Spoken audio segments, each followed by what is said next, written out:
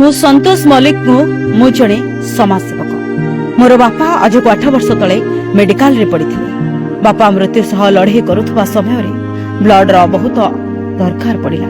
आ सही समय मु समस्त नेहुरा होई ब्लड पाई आकुल विनती होई समस्त कांदी कांदी गुहारी करिली।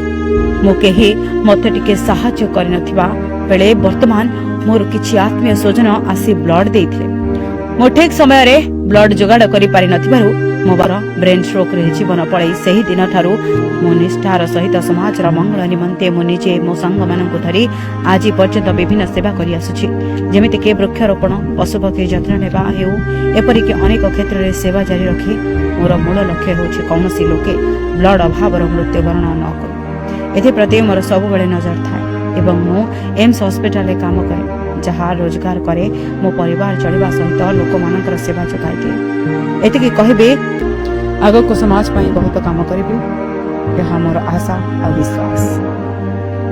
ब्यूरो रिपोर्ट संग्राम न्यूज ओडिशा। नमस्कार समस्त को प्रथम संतोष मल्लिक मु 8 वर्ष नहीं समाज सेवा कर मोर प्रथम मूल लक्ष्य है लोक मान ब्लड देवा। कारण मो बापा जो मृत्यु मुखर पड़ते समस्त को बेउरा होती मत कहीं भी ब्लड देवाई आसी ना मोर किसी बंधु मैंने आसते ब्लड डोनेसन करते मो बापा भी ब्लड अभाव मृत्युवरण करगले। मुझेका समस्त कहली कि आपण मैंने ब्लड डोनेसन करूँ ब्लड देकर लोक जीवन बचातु। कारण ब्लडटा केते नेसेसरी सी नहीं जानी जे बेड उपर पड़ी ब्लडटा केते निड सी नहीं जानी। तेणु आपण जी कहे अपने ब्लड डोनेसन करूँ लोक जीवन बचातु। मोर विभिन्न प्रकार मु समाज सेवा करुँची कि वृक्षरोपण हो कि पशुपक्षी को उद्धार करवा हो कि वृद्ध मानक असहाय लोक मानक साहाय्य करवा हो।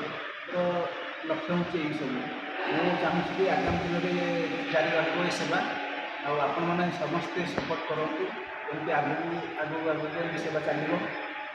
मुझे कहबी आम बालकुनी चारा गछ हवानी बनर शाल गछ हवा निजक एमती प्रस्तुत करवा कि आम दरकार कम कर देखा ये वक्तव्य शेष कर। जय जगन्नाथ।